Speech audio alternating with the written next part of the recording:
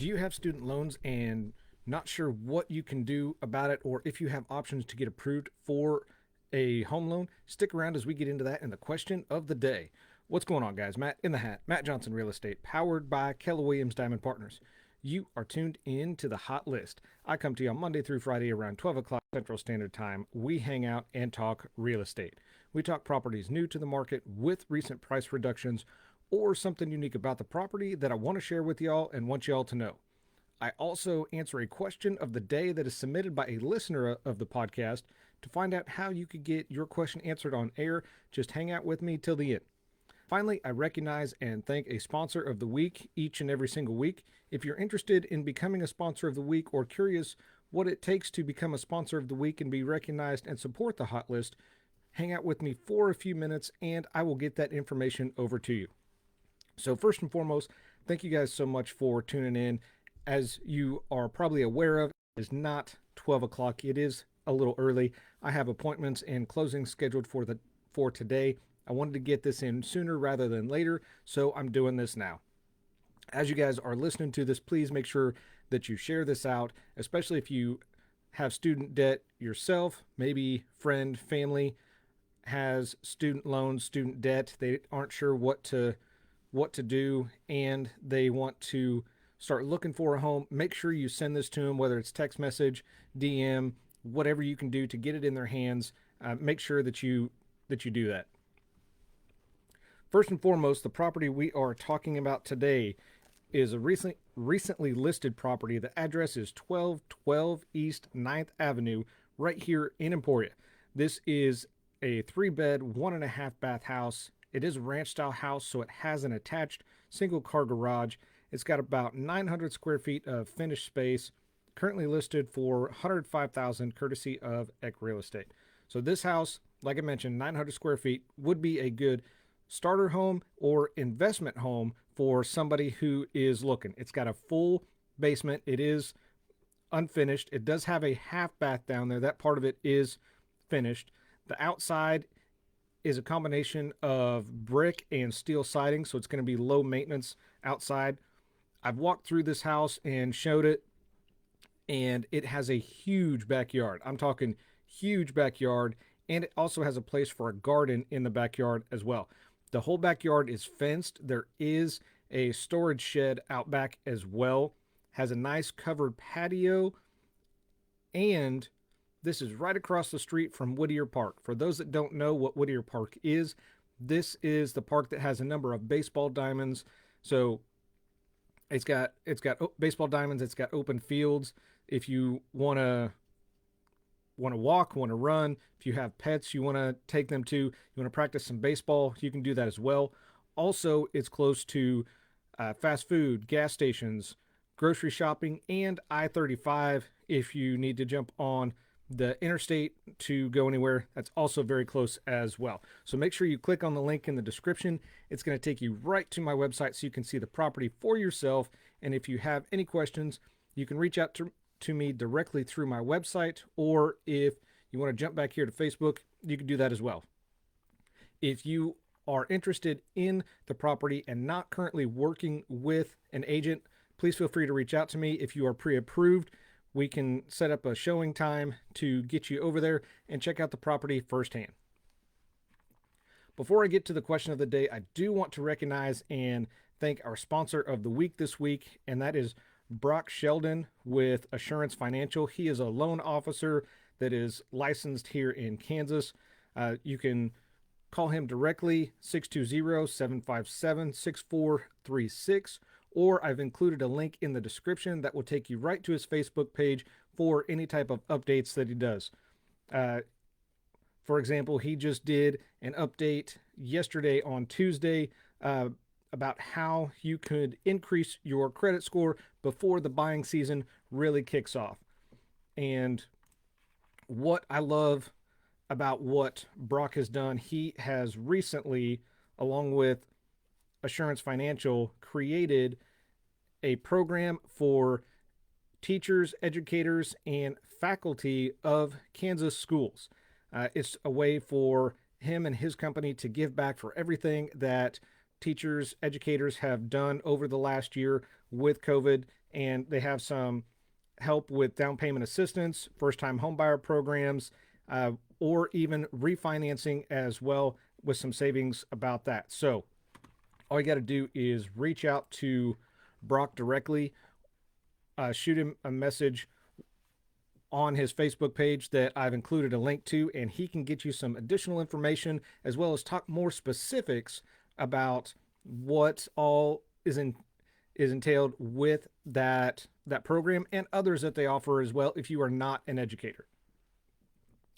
If you're interested in becoming a sponsor of the week and being recognized on the hot list, again, this goes out to Facebook, YouTube, LinkedIn, iTunes, Amazon Music, and Spotify. So we cover a lot of ground, a lot of area. So if you're interested in becoming a sponsor of the week, supporting the hot list, shoot me a message, whether it's here on Facebook, dropping a comment wherever you're listening to this, or from my website as well. We can have a further conversation about what it takes to become a sponsor of the week and get you rolling and get you scheduled for a week.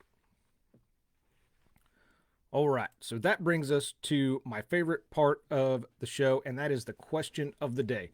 The question of the day is submitted by a listener of the podcast. So each and every single day, Monday through Friday, I do this. The question that I answer is submitted by a listener of the podcast. If you want your question answered on air and answered in general, if you have a real estate question, please feel free to start with me. I would be happy to help you out with that. All you have to do is shoot me a message wherever you're listening to this, drop it in the comments. I would be happy to answer that question for you and then use it for content like this episode as well. If you have that question, there's a good bet others have that question as well. So don't be afraid to drop it in the comments, and I would be happy to get that question answered for you. Question of the day: how are student loans factored in when applying for a home loan? Okay, so this is definitely something that is outside my area of expertise. I have done some research on this, and I'm going to cover some basic info. I'm not going to go too far into it because different lenders have different qualifications, different regulations. So if you have a lender, reach out to them. Otherwise, you could reach out to Brock with Assurance Financial, who's this week's sponsor of the week, and he would be able to answer that for you as well. So with doing some of the research, I came across a study from Brookings Institute. They estimate 42 Americans, which is 1 in 8, have some type of student debt. And this debt is approximately $1.5 trillion. So we have $1.5 trillion in student loan debt right now in America. And this study references clear back to graduates in 2011 and 2012. Of those graduates, only 30% at that time that received a degree were able to escape college without student loans, and another 30% accumulated about $30,000 or more in student debt while attending college. Hang on just a second. Oh, sorry, trying not to sneeze. All this adds up to potential borrowers having to navigate additional regulations or additional, I guess we'll call them complexities, when looking to buy a house while still having that debt. So again, I'm not going to go into specifics because it will vary case by case. I'm going to cover some general info. Again, just reach out to your lender or Brock, who's this week's sponsor of the week, if you want specific situation and specific for your case. What we're going to cover today are three things that you need to know about student loans versus mortgages. So number one, student loan repayment plan. Do you have one? What is your repayment plan? If you have student debt, you probably were given a standard repayment plan, as many are. However, as a lot of those who were given that standard plan found, they weren't able to make the payments reliably, and they started risking default. Approximately 20% of loan holders, which is just over 8 million borrowers, traded in their standard repayment plans for income driven payment plans. Now, income driven payment plans are just that. They're payment plans based on the amount of money that you make each year.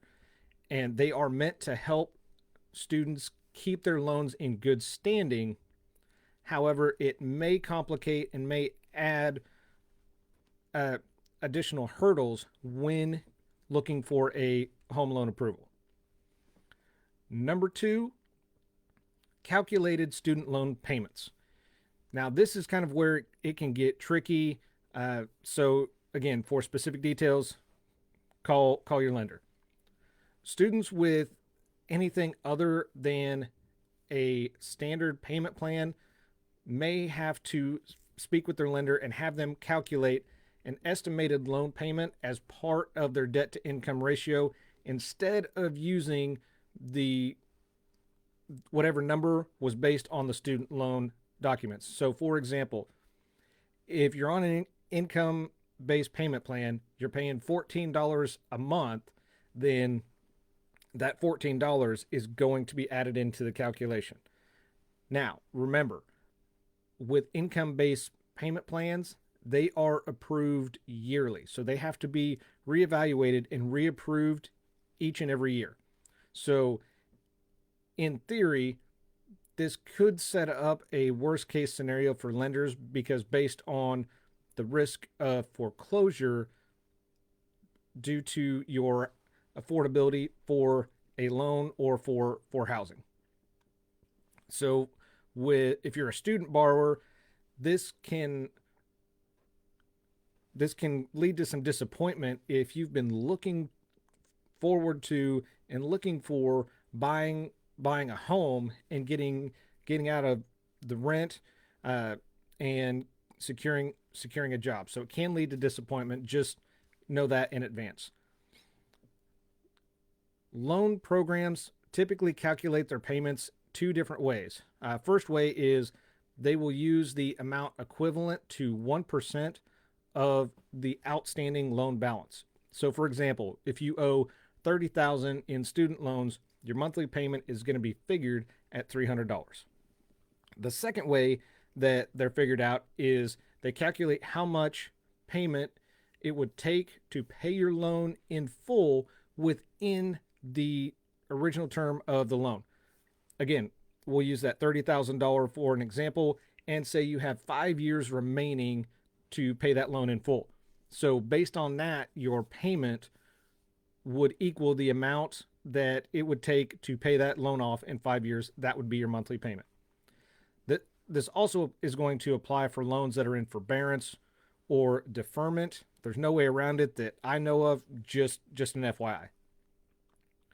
And finally, number 3, student loans and debt to income ratio. If you've never had a mortgage before, you may have limited exposure to the lending industry, and it can be a whole new experience. So it's extremely important to understand how debt to income ratios work, because lenders are going to determine their willingness to loan you an amount based on your credit and how much other debt you have as well, because they like to see borrowers that have financial wiggle room for emergencies if something comes up after they close on the house. Because when it comes down to it, they don't want the house back. They want you to keep the house. They don't want it back. Now, generally, a debt to income ratio is going to be under 43%. This is going to vary lender by lender. This is a national average. That's where that 43% comes from. So talk to your lender specifically. It may vary by lender and area that you live in. Anything that you agree to pay long term is going to be added into and calculated to that income. So for example, your car loan, your student loans, your rent or mortgage, credit cards all combined needs to be less than 43% of income. So this is going to generally be a lender's first question and one of their most basic questions. There are loan programs out there that vary and have ways to compensate for higher debt to income, and there are different debt to income ratios for different programs. Talk to your lender, they can give you specifics. If you do have a high debt to income, don't panic and don't bail on the process. Just be cautious with your next moves and reach out to a lender, speak with them so they can get you on track. If you have large student loans, it's important to consider other debt obligations that you're going to be taking on, like a mortgage or a car payment.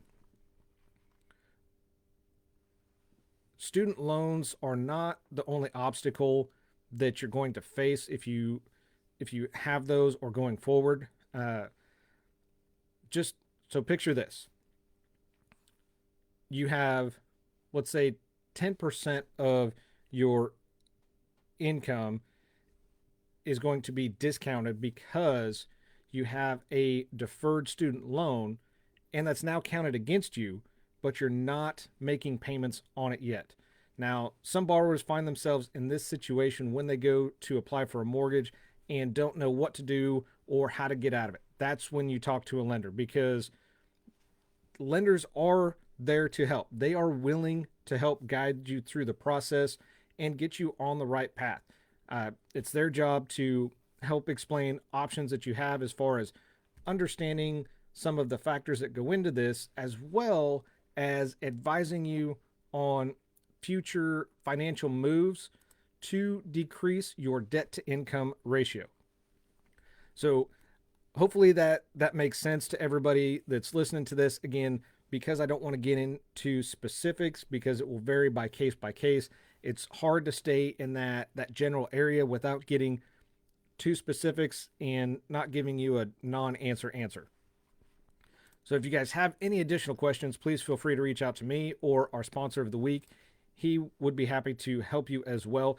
That's going to wrap it up in the hot list today. So thanks for watching. Again, I'm your host, Matt Johnson with Keller Williams Realty. I do this because your experience matters and should be trusted with a veteran. Y'all have a phenomenal day, and I got to get to closing. Take care, guys.